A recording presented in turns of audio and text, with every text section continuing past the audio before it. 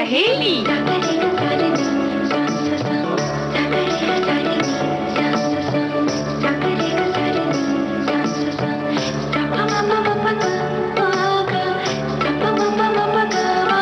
सखी सहेली।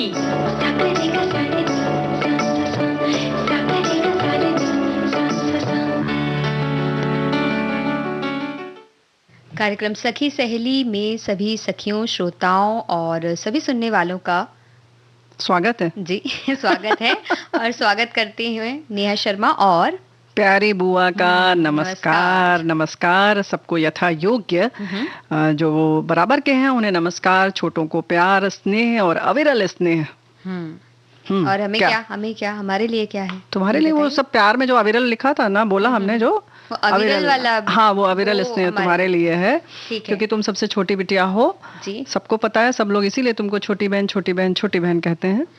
और हमारा तो बाल तुम देख ही रही हो, सफेद हो चुका है। लेकिन फिलहाल जो कार्यक्रम में क्या क्या हम बताने वाले हैं वो तो बता दो। तो आज हम सखी विशेष में हीराबाई बड़ोदेकर की बात करेंगे, जो गायक से जुड़ी हैं। गायिका थी वो, और बहुत अच्छी अच्छी बातें हैं उनके बारे में जो हम बताने वाले हैं।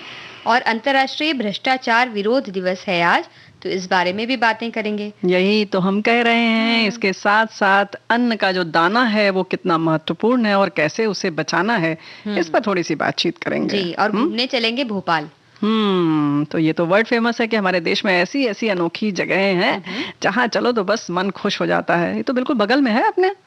चलेंगे, हम घूमने चलेंगे। पहले सब चीजें बता देंगे और उसके बाद फिर अपना अपना बोरिया बिस्तर उठाएंगे, मास्क लगाएंगे, सैनिटाइजर उठाएंगे और चले जाएंगे। हाँ, यही हम कह रहे हैं। नेहा बिटिया बहुत समझदार है, छोटी जरूर है लेकिन समय पर इन सब चीजों का ध्यान रखती हैं। और आप सब भी ख्याल रखिए। फिलहाल हमने जो ख्याल रखा है वो ये कि गायकी के बारे में कुछ बातें कर ली जाए। जैसे कि देखो नेहा, ऐसा होता है ना कि संगीत में अलग अलग घराने हैं, सभी जानते हैं। और उन घरानों की सबकी, अब जाहिर है कि घराना है तो कुछ तो अलग अलग पहचान होगी, कुछ विशेषता है।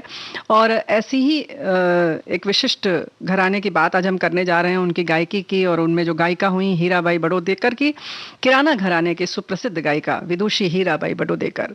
इनके बारे में जाने उससे पहले हम इनकी कुछ उपलब्धियों का जिक्र कर लेते हैं ना।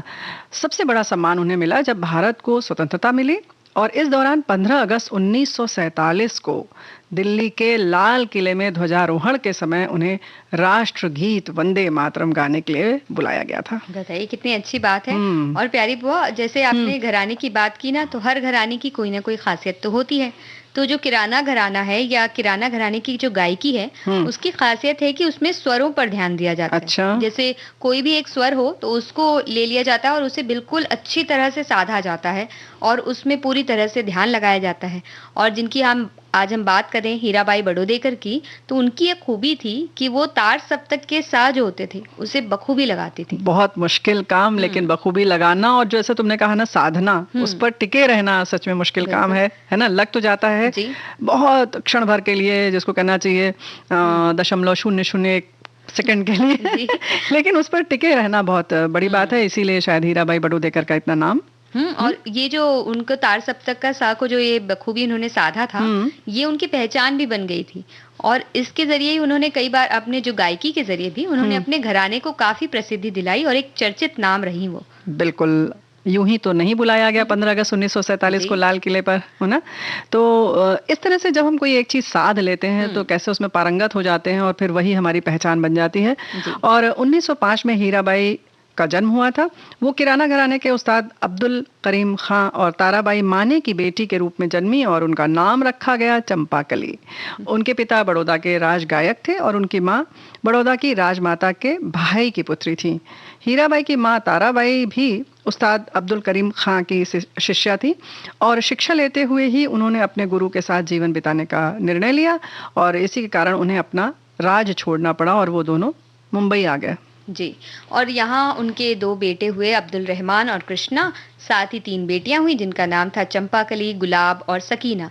लेकिन इन पांचों को बाद में जाना गया अलग नाम से। जी। तो उनको नाम मिला सुरेश बाबू माने, कृष्णा राव माने, हीराबाई बड़ोदेकर, कमलाबाई बड़ोदेकर और सरस्वती बाई राणे। और हीराबाई जी की बहन थी सरस्वती जी, जो सबसे छोटी थी उनके साथ उन्होंने कई कार्यक्रम किए। हीराबाई ने छोटी उम्र से ही संगीत के कार्यक्रमों में शिरकत करना शुरू कर दिया और वो महज 15 साल की थी जब उन्होंने पहली बार केसरबाई केरकर के संरक्षण में अपना कार्यक्रम प्रस्तुत किया। 15 वर्ष। उनके गायन की खूबी यानी कि तार सप्तक से सा को साधना बता ही हम चुके हैं, तो किस तरह से साधती थी और एक उन्होंने अपनी कहना चाहिए कि उसमें महारत हासिल कर ली, प्रवीण हो गई उसमें। और हीराबाई बड़ौदेकर ख्याल, गायन, भजन, ठुमरी और मराठी नाट्य संगीत में भी बहुत सधी हुई थी और वे पहली ऐसी महिला कलाकार थी जिनके बारे में हम ये कह सकते हैं नेहा कि उन्होंने महिलाओं के गायन के कार्यक्रमों को शुरू किया। एक तरह से कहना चाहिए कि तब तक महिलाएं इतना मंच प्रस्तुति या इस तरह से नहीं आती थी और उन्होंने उसको बिल्कुल साध लिया और चर्चित नाम हुई और इस घराने को प्रसिद्धि दिलाई महिला के रूप में। और प्यारी बुआ, और इससे भी बड़ी बात यह है कि हीराबाई निश्चय ही पहली ऐसी महिला कलाकार थी जिन्होंने भारत में टिकट वाले कार्यक्रमों की शुरुआत की महिलाओं के लिए। क्या बात है। और उनकी आवाज का ऐसा जादू था, जो कार्यक्रम हर बार पूरे दर्शक भरे होते थे और उनकी आवाज में मिठास तो थी ही और बेहद नाजुक मिजाज भी था और उनकी आवाज लोगों को एक तरह से शांति भी देती थी, भावनात्मक रूप से बांध भी लेती थी और उनकी खासियत थी एकदम स्पष्ट थी उनकी आवाज और सधी हुई थी। क्या बात है। इसके कारण जो भी संगीत प्रेमी थे वो उन्हें सुनने के लिए लालायित रहते थे और हर बार शो की टिकट पूरी बिक जाती थी। क्या बात है, क्या बात है। और लोगों के बीच में शास्त्रीय संगीत की पहचान बनाने वाली हीराबाई ने संगीत की प्रारंभिक शिक्षा अपने बड़े भाई सुरेश बाबू माने से ली और बाद में वो अपने चाचा उस्ताद अब्दुल वाहिद खान की शिष्या बनकर किराना घराना की बारीकियां सीखने लगीं और छोटी उम्र में ही रिकॉर्डिंग कलाकार बन गई थीं। बाद में उन्हें मतलब रिकॉर्ड्स भी हुए, कैसेट के रूप में भी उनके गाने रिलीज हुए और उन्होंने कुछ फिल्मों में भी काम किया जिनके नाम है स्वर्ण मंदिर, प्रतिभा, जनाबाई और म्यूनिसिपैलिटी। और पद्म भूषण उन्हें मिला था। पद्म भूषण हीराबाई बड़ौदेकर को कई प्रतिष्ठित पुरस्कारों से भी नवाजा गया। जैसे उन्हें सरोजिनी नायडू ने गान कोकिला की उपाधि दी थी और उन्हें गान हीरा की उपाधि भी मिली थी। क्या बात। साथ में संगीत नाट्य अकादमी पुरस्कार, विष्णुदास भावे पुरस्कार से भी उन्हें नवाजा गया और इतनी सारी उपलब्धि थी, इतनी सारी प्रसिद्धि थी उनके पास, इतने गुण थे उनके जी। लेकिन फिर भी वो बहुत ही विनम्र थी और जमीन से जुड़ी हुई थी। ये भाई गांठ बांधने वाली बात है कि हम लोग कहते हैं ना कि बहुत जो जिसमें वृक्ष में फल लग जाता है वो झुक जाता है, तो ये विनम्रता ऐसे लोगों से हमें सीखना चाहिए। और लड़कियों को संगीत सिखाने के उद्देश्य से उन्होंने नूतन संगीत विद्यालय की स्थापना की जिसके अंतर्गत कई नाटकों का भी मंचन हुआ। और 1989 में वो इस दुनिया को अलविदा तो कह गई, लेकिन अपने पीछे वो कई शिष्य शिष्याओं को छोड़ गई हैं जो किराना गायकी में नाम कमा रहे हैं और उनका नाम आज भी रोशन कर रहे हैं। नेहा भाई देखो, ये तो वर्ड फेमस है ना कि जो गायक कलाकार हों, चाहे लेखक हों, साहित्यकार हों, वो कभी खत्म नहीं होते। उनका बस शरीर जाता है लेकिन अपनी गायकी के माध्यम से वो हमारे बीच में रहते हैं और उनकी रागिनी जो है हमारे कानों में रस घोलती रहती है ना।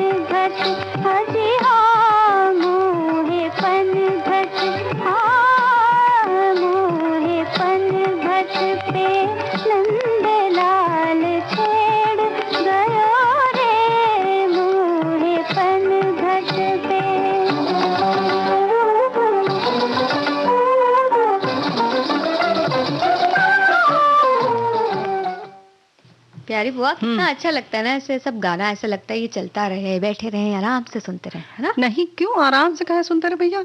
पनघट पे नहीं चलोगी?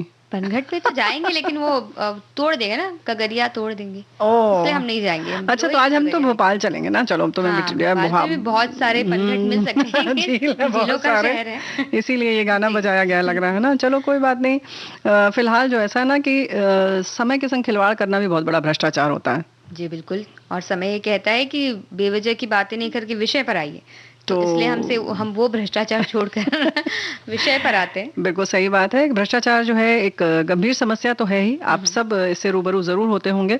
और बार बार कहा जाता है कि भ्रष्टाचार न करें, लेकिन हमें ये नहीं पता होता कि हम खुद क्या कर रहे हैं और क्या नहीं कर रहे हैं, है ना? तो कई बार हम ये समझ नहीं पाते हैं कि भ्रष्टाचार आखिर क्या है और कौन कौन सी चीजें या कौन कौन सी ऐसी बातें हैं जो हमारे साथ हम खुद भी कर रहे हैं जी, और वो भ्रष्टाचार की श्रेणी में आती है। ये हम नहीं सोच पाते।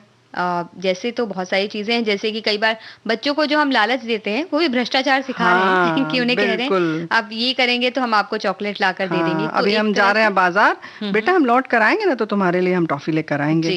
तो हम उसकी आदत डाल रहे हैं कि भाई अगर कुछ भी करना है या उसके संग, मतलब कहीं ना कहीं हम इसको बार्गेनिंग कह सकते हैं या एक दलाली टाइप की चीज कह लो, या ये करोगे तो ये करेंगे, तो इस तरह से नहीं करना चाहिए। और कहीं ना कहीं हम आम जीवन की अगर बात करें तो समय नष्ट करना, या हम कार्यालय में काम कर रहे हैं वो उसका सदुपयोग नहीं करके दुरुपयोग कर रहे हैं, वो भी भ्रष्टाचार की श्रेणी में आता है। तो मुद्दे तो आपको सब पता है, लेकिन इसको रोका कैसे जाए? जी, रोका कैसे जाए इस पर तो हम बात करेंगे। उससे पहले हम ये बता दें कि अंतर्राष्ट्रीय भ्रष्टाचार विरोध दिवस जो आज मना रहे हैं, उसको मनाने का जो फैसला लिया गया था वो 31 अक्टूबर 2003 को संयुक्त राष्ट्र के महासम्मेलन में लिया गया था। और इसके द्वारा लोगों को भ्रष्टाचार से बचिए और क्या चीजें भ्रष्टाचार हो सकती हैं वो बताने की कोशिश की गई थी।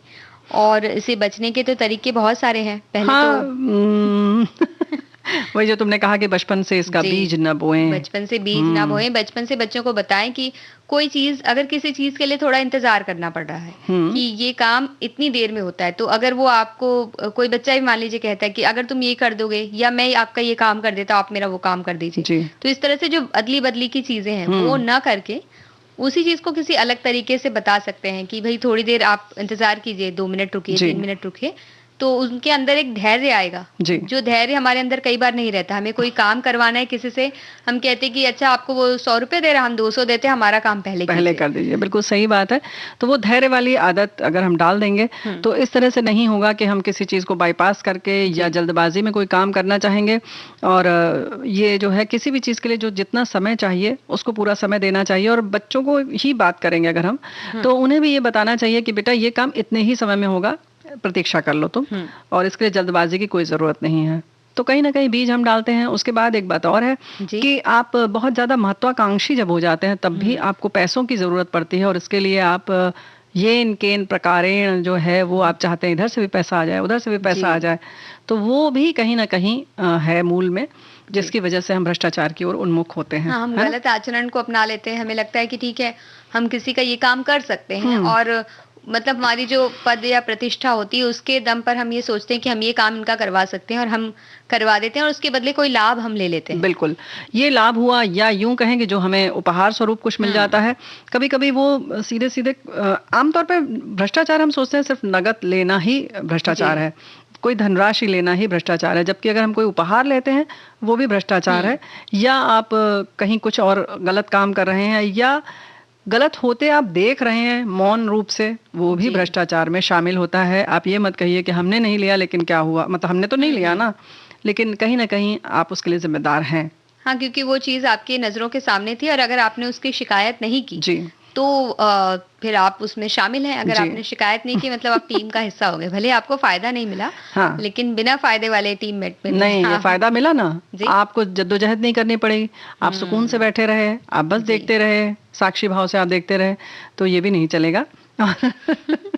तो जरूरत इस बात की है कि कहीं अगर भ्रष्टाचार हो रहा है तो आप उसके लिए सजग हों खुद भी, और उसकी शिकायत दर्ज करें, और खुद तो करें ही ना, और कहीं ना कहीं कोई कर रहा है तो उसको जरूरत पड़े तो समझा बुझा कर भी उसको रोका जा सकता है कि भाई ये गलत है, और थोड़ा कम में रह लो, संतोष कर लो जिंदगी में, चाहे वो समय का संतोष हो, पैसे का हो, या जरूरतों का हो, जी, है ना। और पहले तो लोग शिकायत इसलिए भी नहीं करते थे कि उन्हें लगता था उनका नाम अगर सामने आ गया और किसी ऐसे व्यक्ति की वो शिकायत कर रहे हैं जिनकी बहुत पहुंच है, हाँ, तो कहीं उनकी प्रतिष्ठा में नुकसान न पहुंचे इसलिए, या उनके ऊपर कोई परेशानी ना आ जाए इसलिए वो शिकायतें नहीं करते थे। लेकिन अब तो कई ऐसी सुविधाएं हैं जिनसे आप बिना नाम, आपका नाम सामने भी नहीं आता और आप वो शिकायत कर सकते हैं। जी हाँ, वहां भी अगर गलत शिकायत कर रहे हैं तो भी भ्रष्टाचार हो जाएगा। ये बात भी सही है, इस बात का ध्यान रखना तो जरूरी है। इस बात का ध्यान रखें कि अगर आपको सचमुच शिकायत करनी है तो जैसे नेहा तुमने कहा ना, बिल्कुल सही बात है कि इस बात में आप जागरूक हो जाएं, आप लिखित आप अपने, लेकिन आपको अपने नाम से करनी होगी शिकायत, क्योंकि अगर आप किसी नाम से नहीं करेंगे, जी, गुमनाम करेंगे या अनाम करेंगे, तो वो शिकायत ध्यान नहीं दिया जाता है, उस पर कोई कार्यवाही नहीं होती है। तो नाम से करिए, और अगर आप उसमें लिख देते हैं कि हमारा नाम गुप्त रखा जाए, तो उसको गुप्त ही रखा जाता है। तो कुछ तो अच्छे नियम हैं, उनका सदुपयोग होना चाहिए, और कहीं ना कहीं भ्रष्टाचार अगर मुक्त रहेगा तो विकास जो है हमारे देश का बहुत अच्छा होगा। इससे बात आ रही है तो देखो एक बात और याद आ रही है नेहा, कि टैक्स हम नहीं देते समय से, या बिजली कहीं ना चाहते हैं कि बिजली जो हमारी कटौती हो जाए, कहीं ना कहीं मीटर धीमा चले तो हमें बिजली की बिल कम देना पड़े, ऐसे ही बहुत सारी चीजें हैं। या हम कुछ चीजों का जैसे कि दुरुपयोग करते हैं, पानी अनावश्यक बहाते हैं, ये सब भी कहीं ना कहीं अप्रत्यक्ष रूप से भ्रष्टाचार में शामिल है।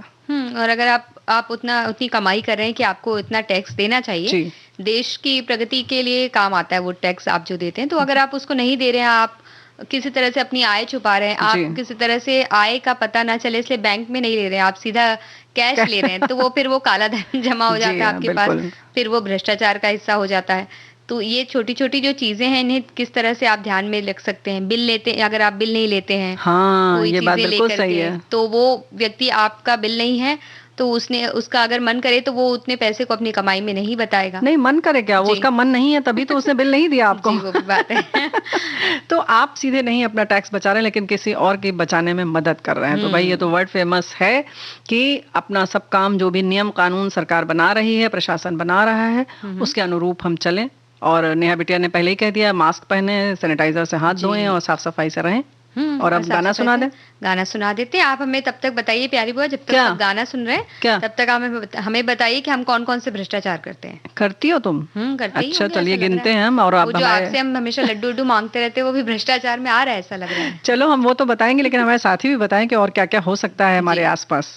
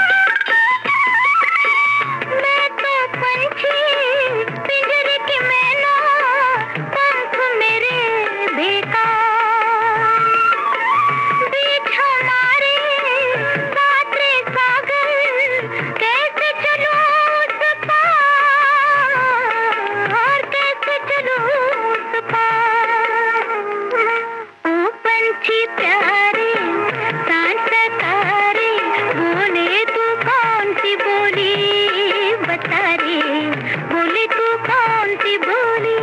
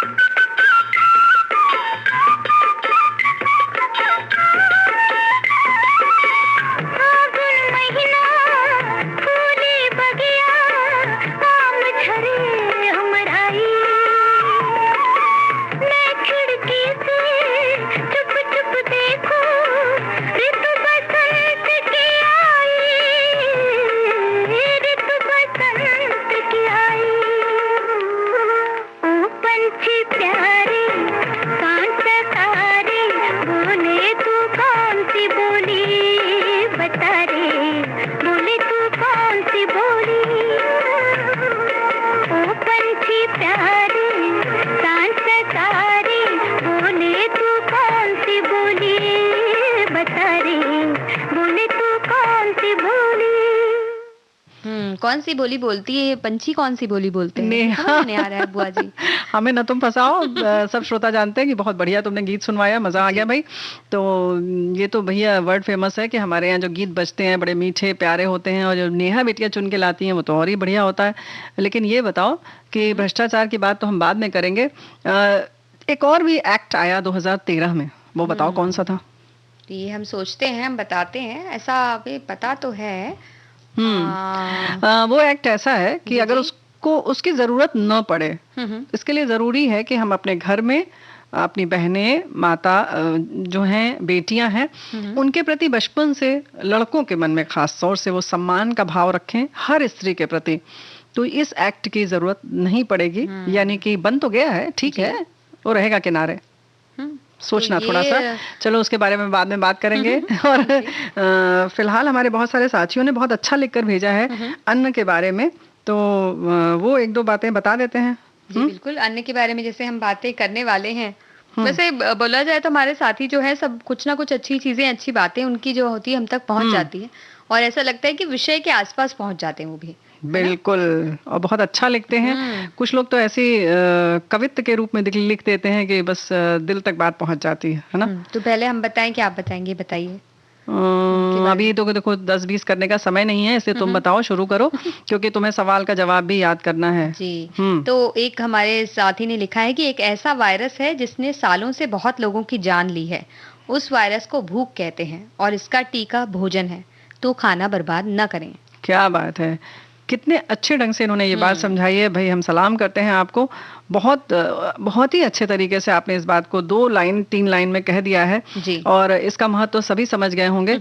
और वैसे भी अन्न की जब बात आती है तो ये बात सच है कि भ्रष्टाचार की अगर हम बात करें तो सच बात है कि अगर देश में अनाज उगाया जा रहा है, उसमें इतनी मेहनत लगती है हमारे किसान भाइयों की, और सच बात है अन्न को वैसे भी सोना कहा जाता है, इसीलिए नहीं कि सिर्फ वो गेहूं जो है की बालियां जो है वो सोने जैसी दिखती हैं, है ना, बल्कि सच में उसको उगाने में जो मेहनत लगती है वो वाकई बहुत ज्यादा होती है। तो एक तरह से कह सकते हैं कि जो भी उसे उगाते हैं या घर में जो खाना बनता है, ये सारी चीजों में उन्होंने जो जिस तरह से वो तपते हैं, तो उनकी जो ताप है उसके लिए, और जिस तरह से अनाज पकता है उसको भी जो सारे गुण मिलते हैं उसके, वो सोने की भांति ही होता है, बहुत ही कीमती है हम सभी के लिए, बेशकीमती। अगर एक एक दाना भी हम उसका खाते हैं तो हमें जो ऊर्जा मिलती है या जो भी हमारा फायदा होता है, वो अगर देखा जाए तो हर दाना जो है वो बहुत ही कीमती है। तो भाई इसके महत्व को समझना होगा, और दाने के महत्व को तो हम समझेंगे।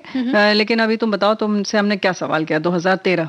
जी, आपने 2013 में जो हमसे सवाल किया है वो है, नहीं सवाल आज किया है, 2013 का सवाल है। 2013 के बारे में जो सवाल आपने किया, वो एक्ट एक पास हुआ था, sexual harassment act, women at work place, यानी काम कार्य क्षेत्र में जो महिलाओं के साथ यौन उत्पीड़न होता है, वो उसके लिए ये एक्ट बना, और ताकि जो हमारी जो भी स्त्रियां जहां काम कर रही हैं, किसी भी कार्यालय में हो, चाहे वो सरकारी हो, गैर सरकारी हो, या यहाँ तक कि जो घर में हमारे सेविकाएं आती हैं, उनके साथ भी अगर किसी तरीके का यौन उत्पीड़न होता है तो वो उसके खिलाफ आवाज उठा सकती हैं। यानी कि कुल मिलाकर नेहा ऐसा है कि जो भी बहनें हमारी काम करने निकली हैं, वो जहाँ पर काम कर रही हैं वो सुकून से काम करें, और इसकी ज़रूरत इसलिए भी है कि सुकून से काम करेंगी तो जाहिर है कि उनका जो परिणाम है, जो भी कार्य का परिणाम आएगा, वो 100% दे पाएंगी। बिल्कुल, है ना। और कई बार ऐसा होता है कि वो अच्छी तरह से अपने कार्य क्षेत्र में काम नहीं कर पाती, क्योंकि कई व्यक्ति ऐसे होते हैं जो उन पर बुरी नजर डालते हैं, या किसी तरह से उन्हें गलत तरीके से छूना है, या किसी बेवजह अपने आसपास उन्हें बुलाना या काम करवाना, इस तरह की बहुत सी चीजें ऐसी होती हैं जिनमें वो असहज महसूस करती हैं और वो ठीक तरह से काम नहीं कर पाती। बिल्कुल। तो ऐसे में वो एक तनावग्रस्त रहती हैं, बहुत सी ऐसी बातें होती हैं। बिल्कुल, और बल्कि यूं कहें कि असहज क्या, बिल्कुल तनाव में रहती हैं हर वक्त, और हर समय उनको अपनी सुरक्षा पर, अस्मिता पर खतरा मंडराता रहता है। तो ऐसे में जाहिर है कि वो घबराई रहती हैं, उसकी वजह से और सारी बीमारियां भी होती हैं। तो इन सब को देखते हुए कार्यस्थल पर वो सुरक्षित महसूस करें, ये ऐसी बनाई गई है। और कार्यालय में जहाँ पर भी 10 से ज्यादा महिलाएं हैं, वहां पर एक कमेटी बनाई जाती है, उसमें पुरुष भी सदस्य होते हैं, एक अध्यक्ष होता है, सभापति होता है, उसके साथ साथ महिला सदस्य होती हैं, हर कैडर से होती हैं, और उसके साथ में एक ऐसे बाहर वाले को भी उसमें आमंत्रित किया जाता है समिति में जरूरत पड़ने पर, ताकि निष्पक्ष हो, क्योंकि कार्यालय की बात होती है तो अक्सर निष्पक्ष नहीं हो पाता है मामला। तो वहां पर ऐसे व्यक्ति को भी एक उसमें आमंत्रित सदस्य रखते हैं, ताकि जो भी निर्णय हो वो बिल्कुल निष्पक्ष हो, और जो भी महिलाओं के प्रति उनको दिक्कत हो रही है, दिक्कत है, वो सब सामने आए, और जो भी तंग कर रहा है उनको, उसको सही सजा मिले या सबक मिले। तो इसके लिए लेकिन नेहा, जैसे हमने भ्रष्टाचार की बात की कि कैसे रोका जा सकता है, तो इसके लिए जैसे हमने शुरू में ही कहा कि घर में शुरू से ऐसा रखा जाए कि स्त्री है, चाहे वो छोटी बहन है या पड़ोस की लड़की है या कोई भी है, शिक्षिका है हमारी, जो भी हैं, उनके प्रति एक सम्मान का भाव अपने घर में लड़कों को देना ही चाहिए जी, ताकि उनके साथ जो अगर दुर्व्यवहार हो रहा है उसे वो आम ना माने, उन्हें पता रहे कि ये जो चीजें हो रही है वो गलत हैं, और इनकी हमें किसी सबके पास जाकर के हमें बताना है कि भाई ये गलत चीज है। और ये सारी चीजें जब बात हो रही है ना प्यारी बुआ, तो एक छोटा सा अंतराल ले लेते हैं और उसके बाद लौटते हैं।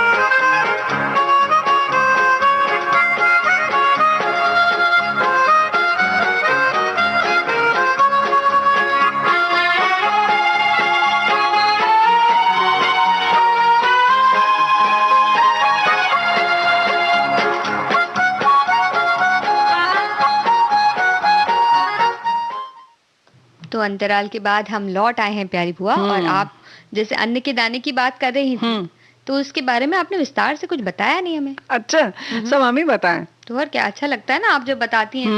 अब हम बताएंगे तो सब ये सोचेंगे कि भाई ये बड़ी छोटी होकर, छोटी बहन बोलते हैं, आप खुद बता रही हैं, विद्वान ज्ञान बांट रही है, देखिए। लेकिन ऐसा है कि हमारे साथी जो लिखकर भेज रहे हैं, उन्होंने लिखा है कि भोजन, पानी और मनुष्य की जो है ना जरूरतें हैं बहुत ज्यादा, है ना, मूलभूत जरूरत है, और इसको बचने के लिए प्रत्येक व्यक्ति को संवेदनशील होना जरूरी है, ताकि अन्न जल की बर्बादी रुके और भविष्य में जो है खाद्य संकट न आए।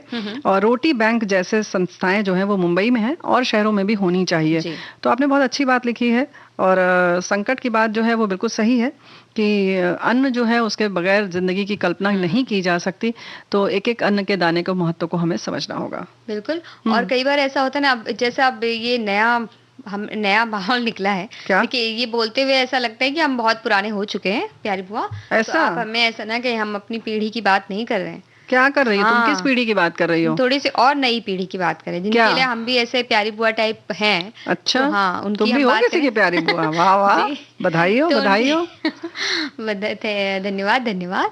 और हम उनकी बात करें तो वो आजकल के जमाने की जो पीढ़ी है जो ऑनलाइन खाना मंगाती है। अच्छा। तो वो एक बार खाना अगर घर में बन गई लौकी की सब्जी, तो उन्होंने कहा कि अरे ये क्या लौकी मंगाया है, खा के देखा, छोड़ दिया और वो मंगा लिया उन्होंने, कुछ पिज्जा बर्गर कुछ भी ऑर्डर कर लिया बाहर से। फिर अगर मान लीजिए वो भी पसंद नहीं आया तो कुछ दूसरी चीज ऑर्डर कर ली, उसे भी छोड़ दिया। तो एक साथ अन्न की जो बर्बादी है इस तरह से वो आराम से कर लेते हैं। वो कहते हैं कि ठीक है हमारे पास सुविधा है हमारे पास पैसे हैं और हम आराम से मंगवा सकते हैं बैठे यही बैठे। तो हम कह रहे हैं कि हमारे पास पैसे नहीं है, वो मम्मी पापा के पैसे उड़ाए जाते हैं। तो पर वो मिलते हैं ना, तो इसलिए हमारे लगते हैं, हमें भी हमारे लगते हैं वो। हाँ, तुम्हें भी तुम्हारे लगते हैं, वो हमें पता है। हम तुम्हारी शिकायत बाद में बताएंगे अपने श्रोताओं को। लेकिन हाँ, ये बात तुमने बिल्कुल सही कहा। और कभी कभी तो लौकी नहीं बल्कि बहुत अच्छी चीज भी बनी हो तो भी बस बाजार का खाने का मन है, और वो पसंद आए या ना आए। जैसे हमें 2 बर्गर अगर खाना है या 2 ही सदस्य हैं, 2 को खाना है, फिर भी लगता है कि वो आने में इतना समय ले रहा है, 40 मिनट 50 मिनट, तो फिर कौन बुलाएगा उसको। तो ऐसा करो कि 3 मंगवा लेते हैं, तो एक अतिरिक्त तो हम पहले ही मंगवा लेते हैं। तो वो जो है कहीं ना कहीं वो नुकसानदेह होता है, और या तो हम खाते हैं तो भी गड़बड़ है ज्यादा, और अगर छोड़ते हैं वो तो है ही गुनाह, बिल्कुल गुनाह ही कहेंगे इसको। इसी तरह से बुफे में भी हो जाता है। बिल्कुल, बुफे में तो ऐसा लगता है कि ये थाली है और ये लाइन है, ये लाइन में लगे हम पहली बार आखिरी बार लगे हैं। जितना खा सकते हैं उतना उठा लो, जितने गुलाब जामुन भर सकते हैं प्लेट में उतने भर लीजिए, 4 से 5, और एक टीला बना लें पुलाव का, और एक तालाब बना लें दाल का। तो इस तरह से सब्जियों का छोटा टीला, और इस तरह से टीला विला मतलब बना उसी के में झील, पहाड़, पर्वत सब आ जाता है। मीठी झील मिल जाती है वो खट्टी दाल से, खट्टे रायते से। तो इस तरह से कुछ अजीब सा व्यंजन बना के हम पापड़ सारे मछली बन जाते हैं। जी बिल्कुल। तो इस तरह से जब हम इस दुनिया से बाहर निकलते हैं तो फिर हमें लगता है कि हमें तो ये भी नहीं खाना, हमें तो वो भी नहीं खाना, ये भी अच्छा नहीं लग रहा, वो भी अच्छा नहीं लग रहा। हाँ, लेकिन उस समय जब हम निकलते हैं और वहां पे घुसे होते हैं तो बिल्कुल लगता है कि हमने चक्रव्यूह तोड़ना है और उससे बाहर निकले और बड़े विजयी भाव से निकलते हैं। एक बात और बड़ी मजेदार है कि अगर 2-3 तरह की सब्जियां हैं तो हमें भले ही पता है कि हम ये वाली नहीं खाएंगे, लेकिन लगता है कि हो सकता है कि हमें यहाँ के मटर पनीर ना पसंद आए तो करेला ले ही लो, आज करेला भी खा लेंगे। तो जो हमें सब्जी नहीं खानी होती हम वो भी ले लेते हैं। लेकिन ये तो हंसी मजाक की बात है नेहा, लेकिन वाकई बहुत गंभीर समस्या है जो हम इतना ज्यादा लेकर आते हैं और उसके बाद फेंक देते हैं। कितने लोग भूख से तड़पते हैं और कभी कभी तो अपनी जान से भी हाथ धो बैठते हैं। बिल्कुल, खाने नहीं मिलता। और हम तो ये कहेंगे कि जो भी ऐसे बुफे वाली जब पार्टी में आप जाते हैं तो थोड़ी देर रुकिए, या फिर थोड़ी देर के बाद जब पार्टी खत्म हो जाती है तो उस वक्त एक बार जाकर वहां देखिए, जब पीछे सफाई होती रहती है तो किस तरह से जूठे जो अनाज होते हैं उनकी कैसे बड़े बड़े टीले बन चुके होते हैं, क्योंकि आपने थोड़ा थोड़ा करके सब भी छोड़ दिया होता है। और वो खाना इस तरह से, क्योंकि वो डब्बे में चला जाता है तो वो कोई खा भी नहीं सकता, वो किसी के काम नहीं आता, किसी के काम नहीं आता। इससे बेहतर एक बात और है, ये तो हो गई कि व्यक्तिगत तौर पर कि हम ज्यादा ले ही ना, एक ही सब्जी लेकर और निकल आए। जितनी आपको पूरी लेनी है, जो भी लेना है, रोटी सब्जी जो भी जितना लेना है आप लेकर निकल आए। दोबारा आप फिर लाइन में लग सकते हैं। जब एक बार आप विजयी हुए हैं तो दोबारा भी आप होंगे, ये आत्मविश्वास रखें। हर करीब तकरीबन हर पार्टी में ये एक आपसी समझ होती है कि जिसने एक बार खाना ले लिया वो दोबारा लेने जा रहा है तो उसे लाइन नहीं लगानी पड़ती। हाँ, ये वो सीधे वहीं पहुंचकर वहां से ले लेता है और उसको थोड़ी सी छूट दे दी जाती है, क्योंकि वो एक सामान लेंगे और निकल के हट जाएंगे। वैसे भी एक बार तेजी से भीड़ का अंबार आता है, जैसे तूफान सा आता है ना, तो अगर उस तूफान को आप निकल जाने देंगे तो आप बड़े आराम से अपनी पसंद की चीजों को लेंगे और इत्मीनान से खा सकेंगे। तो ये तो हो गई लेने की बात। लेकिन वहीं पर जब पूरा खाना सबने खा लिया, चलिए आप सबको नहीं रोक सकते, लेकिन आपके घर में कुछ इस तरीके का उत्सव है और आपने बहुत सारे लोगों को आमंत्रित किया है तो खाना बहुत बचता है नेहा। तो क्या आप ऐसा नहीं कर सकते कि घर के 2 सदस्य उठें और वो सारे सामान को लें और किसी ऐसी बस्ती में चले जाएं जहां कुछ लोग अभी भी भोजन का इंतजार कर रहे हैं, वहां जाकर उसको बांट आए आप? बिल्कुल। और जाने में भी अगर आपको आलस आ रहा है या कोई काम इतना ज्यादा है कि आप नहीं जा सकते हैं किसी तरह, तो वहां अगर आप पहले से बोलकर आ जाएंगे कि इतने बजे के आसपास आप आ जाइएगा, तो वो खुद भी आ जाते हैं लेने के लिए। और कई ऐसी संस्थाएं भी हैं जो खुद, उन्हें सिर्फ एक फोन करने से वो आ जाती हैं और अपने बर्तनों में वो चीजें ले जा करके वो बांट देती हैं। ये बात तो तुमने बहुत अच्छी कही बिटिया, लेकिन एक बात ये, क्या हम लोग ऐसी संस्था नहीं बना सकते? इस पर भी विचार कर सकते हैं। तो कुछ लोग ऐसे भी आप शुरुआत कर सकते हैं, खुद स्वयं सेवी बने और आप लोगों को ऐसे नंबर दें अपने, और इस तरह से सेवा भी शुरू की जा सकती है। जरूरी नहीं है कि कोई संस्था आप बनाएं, कहीं नाम दर्ज हो आपका, कहीं रजिस्ट्रेशन हो, आप ऐसे भी समाज सेवा कर सकते हैं। तो ये तो हो गए अन्न के महत्व की बात, लेकिन संगीत के महत्व को हम कम नहीं आंक सकते। तो चलिए अभी उसके महत्व को पूरा करते हैं।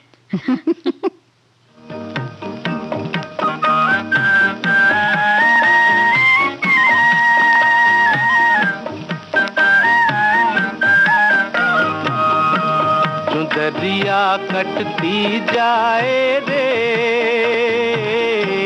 उमरिया घटती जाए रे, काम कठिन है जीवन थोड़ा, काम कठिन है रे, काम कठिन है जीवन थोड़ा, पगला मन घबराए जो दरिया कटती जाए रे, उमरिया घटती जाए रे।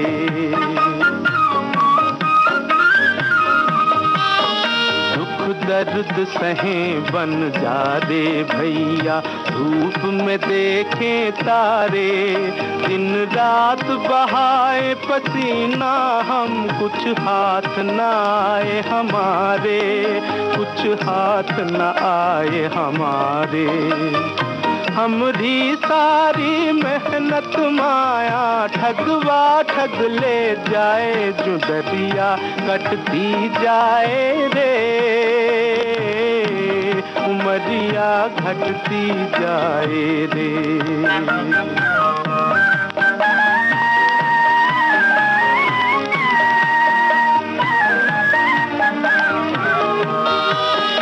धरती पे कितने 12 मासे बीत गए रे आके रामा, बीत गए रे आके।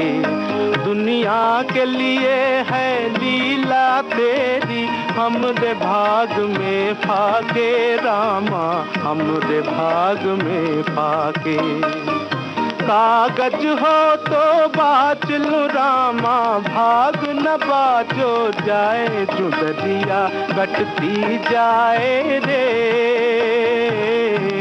उमरिया घटती जाए रे।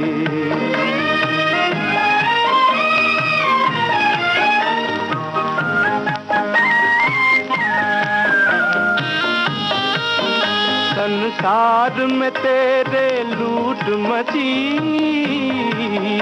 और जान के पड़ गए लाले, और जान के पड़ गए लाले।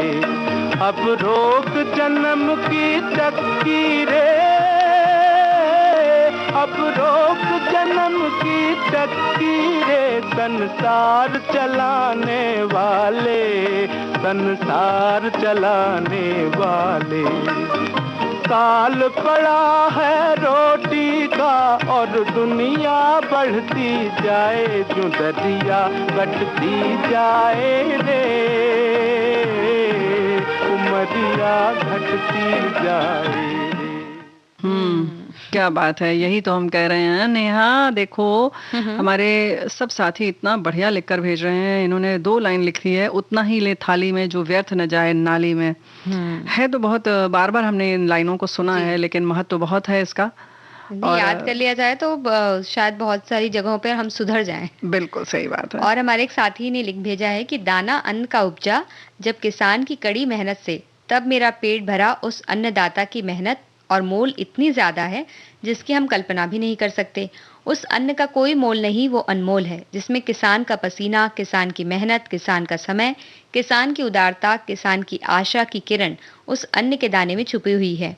ऐसे मेहनत के भगवान को मैं सिर्फ मेहनत का भगवान नहीं मानता, सचमुच का भगवान मानता हूँ। क्या बात है, बिल्कुल बहुत सही आपने कहा।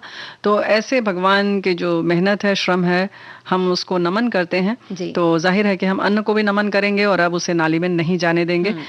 इसके लिए फिर बात आती है नेहा बिटिया कि बचपन से बच्चों की आदत डालनी चाहिए कि घर में वो चाहे जो भी हो जाए, अपनी थाली में एक भी दाना जो है वो छोड़ेंगे नहीं, है ना। अगर वो आदत पड़ जाएगी तो शादी ब्याह में भी जाएंगे, किसी उत्सव में भी जाएंगे तो थाली में उतना ही लेंगे जितना उन्हें खाना है। बचपन से जो आदत पड़ती है वो आदत बस जाती है मन में। बिल्कुल। तो अगर हम फिर कुछ छोड़ते हैं तो हमें बड़ी बेचैनी सी लगती है कि हम कैसे छोड़ रहे हैं। और जब हम खाना लेते हैं तो उसे हाथ जोड़ कर लेते हैं, या छोड़ भी रहे हैं तो फिर हम उनके हाथ जोड़कर छोड़ते हैं। तो बहुत ही मुसीबत या बहुत ज्यादा ही किसी ने डाल ही दिया जबरदस्ती और नहीं खाया जा रहा है, तभी वो फिर उसे छोड़ा जाता है। एकदम कठिन परिस्थिति परिस्थिति में। बिल्कुल, यही तो हम कह रहे हैं नेहा, बहुत सही तुमने बिंदु उठाया कि एक तो जबरदस्ती ना किसी को खिलाएं और ना खुद भी जबरदस्ती खाएं, इस बात का भी ख्याल रखें, और मौका मिल जाए तो घूमने चले जाएं। तो घूमने जाएंगे हम भोपाल, जो कि है मध्य प्रदेश की राजधानी। ये शहर बसाया था राजा भोज ने और उनके नाम पर ही भोपाल नाम शहर को मिला। ये एक नेहा ऐसा शहर है जहाँ देखने के लिए कई अच्छी जगह हैं। सब कुछ विस्तार में बताएंगे, कुछ के बारे में संक्षेप में, क्योंकि भाई हम जो चाहते हैं तो थोड़ी थोड़ी चीजें सब बता दी जाए, है ना।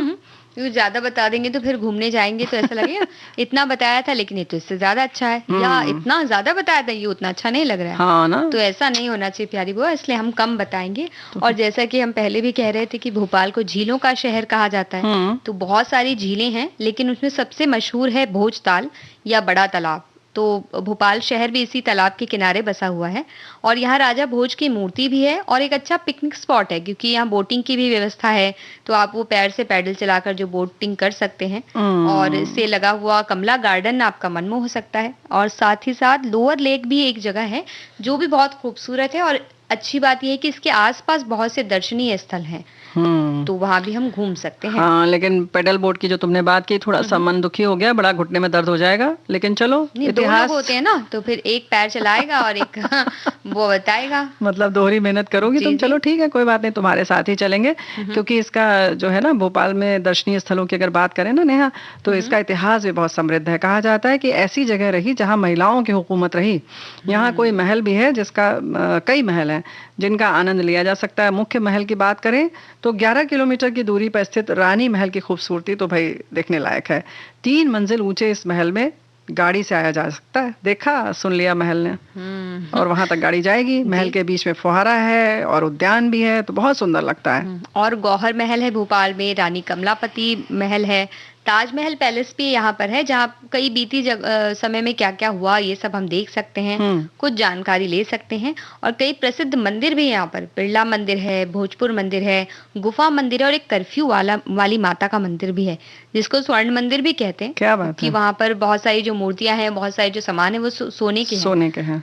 और मस्जिदों की बात की जाए तो मोती मस्जिद बहुत अच्छी है, कहते हैं वो देखने में भी बिल्कुल सफेद है, मोती के समान, इसीलिए नाम पड़ा है। जी, जामा मस्जिद भी देखने जाते हैं लोग वहाँ। अब देखो, तुम्हारे ये कहने से तो ऐसा लग रहा है कि ये धार्मिक स्थल है, झीलों के सिवा कुछ नहीं है।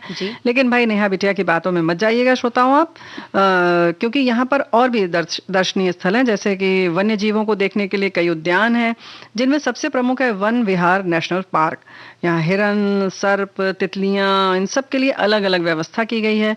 चिनार पार्क भी है, अपनी ही तरह का इकलौता पार्क है, जहाँ बची हुई चीज़ों से, कबाड़ से बहुत खूबसूरत चीज़ें बनाई गई हैं, जैसे कि डायनासोर, हिरन और भी तरह तरह की चीज़ें। बाकी भैया आप जब जाइएगा तब देख लीजिएगा। तो बुआ जी, इतनी सारी बातें करने के बाद थोड़ा सा एक गीत सुन लेते हैं, फिर आगे बताएंगे कि और कहाँ थोड़ा सा नहीं, जो गीत सुनाना वो पूरा सुनाना। पूरा ही सुनाएंगे, जैसे हम पूरे के पूरे जाएंगे घूम। चलो बोलते ना, थोड़ा सा घूम के आते हैं। नहीं, थोड़ा सा नहीं घूमना वाला हो गया। ठीक है। आई हूँ बड़ी दूर से, देखो न हमें घूर के,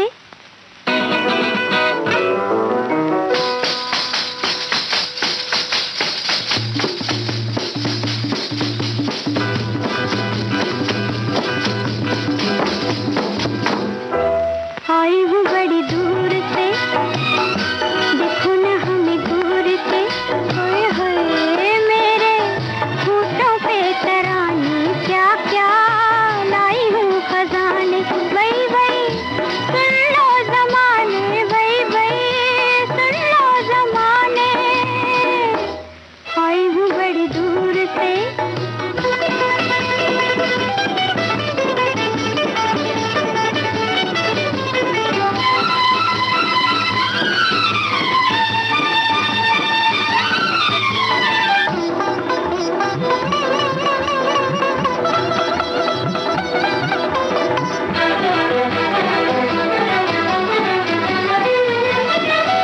जहाँ से मैं आई हूँ वो ख्वाबों की बस्ती है, रब करती है जिंदगी, हर कदम पे मस्ती है। जहाँ से मैं आई हूँ वो ख्वाबों की बस्ती है, रब करती है जिंदगी, हर कदम पे मस्ती है।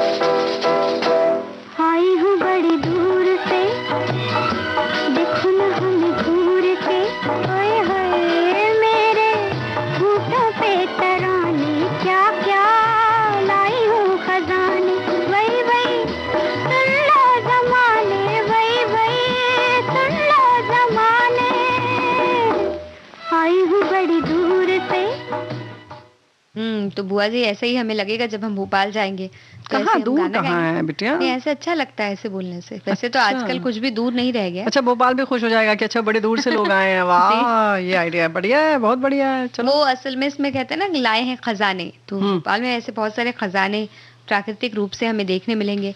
जैसे कि ट्री हाउस में रहने का बचपन से हमारा बड़ा मन था। हाँ, तो अगर हम जाएं भोपाल में, जो तुम कपड़े से बनाती थी।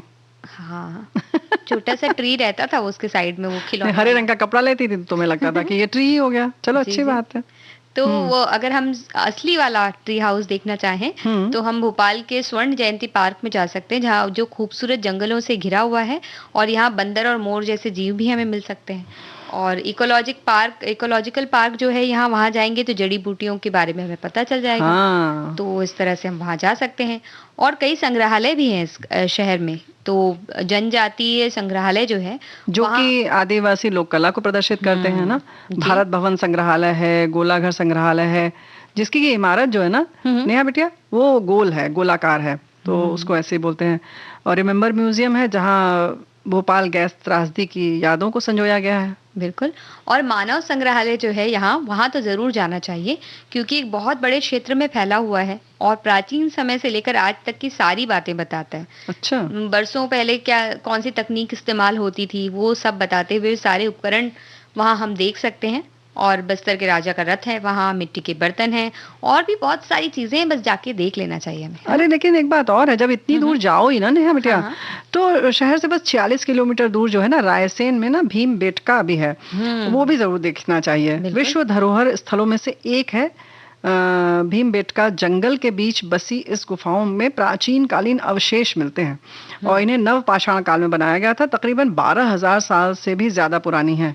यहाँ आदि मानव ने गुफा पर चित्र बनाए हैं, उसे जमाने के क्रियाकलापों को, मतलब उस जमाने की अगर हम देखें कि उस समय क्या होता था, कैसे लोग रहते थे, तो उस समय के क्रियाकलापों को समझने में बहुत मदद मिलेगी। पर वो जमाना भी बड़ा अच्छा रहा होगा ना, उन्हें बस कुछ नहीं करना है, खाना पीना लाना है। अच्छा। अनाज भी ज्यादा परेशान नहीं होते होंगे, क्योंकि फल तोड़ लिया और खा लिया, जितना चाहिए उतना ही फल। हाँ, तो कच्चा खा लिए, शिकार कर लिया उन्होंने, जितना मर्जी उतने खाना खाए। नहीं, उस समय भी कुछ इस टाइप के लोग रहे होंगे जो उन्होंने ज्यादा तोड़ते होंगे, फेंक देते होंगे। हाँ, हो सकता है, इकट्ठा करने के लिए कहते होंगे तुम्हें ना मिले इससे पहले हम फल सारे तोड़ लें, कल सुबह हम क्या खाएंगे, रात में क्या खाएंगे, ऐसा सोचकर। पर ऐसा होता था कि नहीं होता था, ये देखने के लिए हमें जाना पड़ेगा यहाँ। तो हो सकता है अगर ऐसा होता हो तो गुफा पर उसका भी चित्र होगा। जी हाँ, ऐसा हो सकता है। लेकिन फिलहाल कुछ और घूम ले।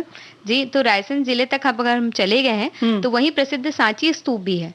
ये एक बौद्ध स्मारक है और इसका निर्माण 3री शताब्दी ईसा पूर्व से 12वीं शताब्दी के बीच हुआ है। और ऐसा माना जाता है कि यहाँ भगवान बुद्ध के कुछ अवशेष भी रखे हैं। तो यहाँ भी हम जा सकते हैं, क्योंकि वहां तक गए हैं। तो बिल्कुल, तो इस तरह से कह सकते हैं कि प्राचीनता के साथ साथ नवीनता को भी यहाँ सहेजा गया है। और ये तो वर्ल्ड फेमस है कि हमारे पूरे देश में ऐसी ऐसी जगहें हैं कि आप जितना भी घूमें कम है। फिलहाल भोपाल पहुंचने के लिए शहर से 12 किलोमीटर दूर राजा भोज हवाई अड्डे से भारत के हर बड़े शहर से सीधे हवाई जहाज से पहुंचा जा सकता है।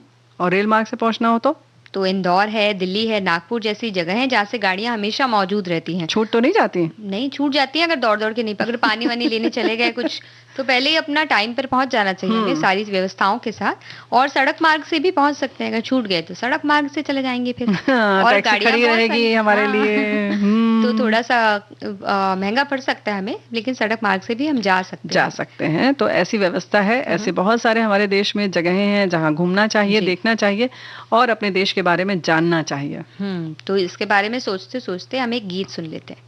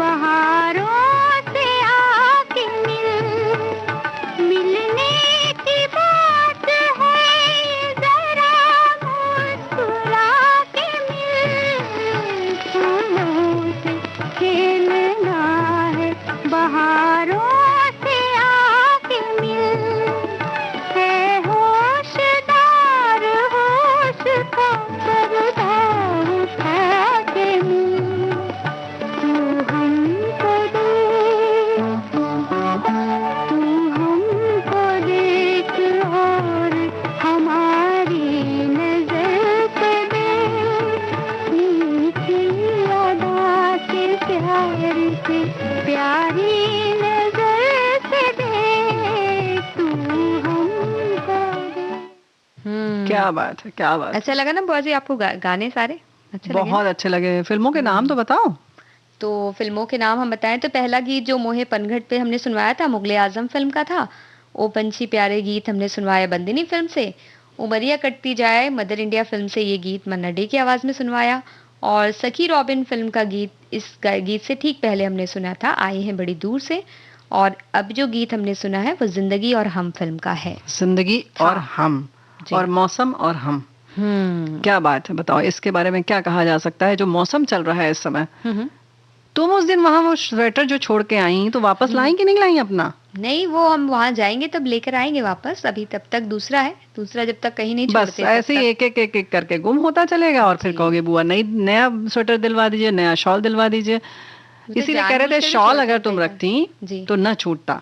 क्यों शॉल क्यों नहीं छूटता फिर उसको? देखो शॉल कंधे पर रख लो, बहुत ठंड लगी तो अच्छी तरह से लपेट लो, थोड़ी गर्म मौसम लगा आपको तो एक कंधे पर रख लीजिए तो ठीक रहता है। क्योंकि आजकल का जो मौसम है नेहा बिटिया, उसमें होता ये है कि अगर आप बहुत सुबह कहीं जा रहे हैं तो ठंड बहुत तेजी से लग रही है, ज्यादा लग रही है, तो आपने शॉल लपेटा चले गए। अब वही 11-12 बजे लौटना हुआ या 1-2 बजे लौटना हुआ तो फिर गर्मी, और जिसके घर गए आपने वहां पर एक दान कर दिया स्वेटर अपना। अच्छा तो ना, शॉल रहता है, वैरायटी मिल जाएगी।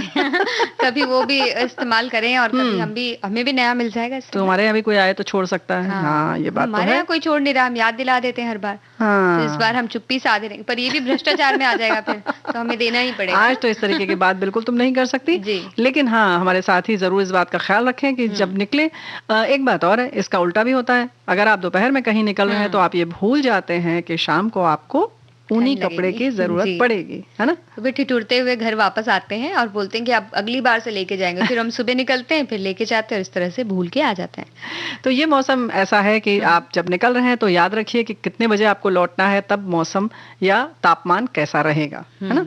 तो कहते हैं एक शॉल अपने बैग में रख लेनी चाहिए जी। तो जब अगर आप कहीं जा रहे हैं और वहां पर अगर आप शॉल उतार भी रहे हैं तो अपने बैग के अंदर ही रख लीजिए जी, तो वहीं की वहीं हमें मिल जाएगी, वहीं के वहीं मिल जाएगी। तो इस तरह से रखें क्योंकि आपका स्वस्थ रहना बहुत जरूरी है।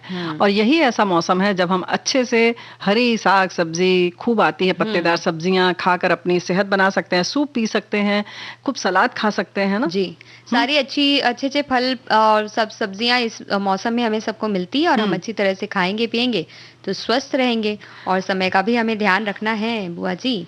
हाँ, लेकिन इसके संग संग ये भी कह दें कि अच्छा तो खाएं लेकिन संग में व्यायाम भी करते चलें, क्योंकि पसीना नहीं होता है और व्यायाम करने के लिए भागना पड़ेगा यहाँ से। तो चलिए हम यहाँ से भागते हैं और लेते हैं सभी से इजाजत। नेहा शर्मा और प्यारी बुआ का नमस्कार।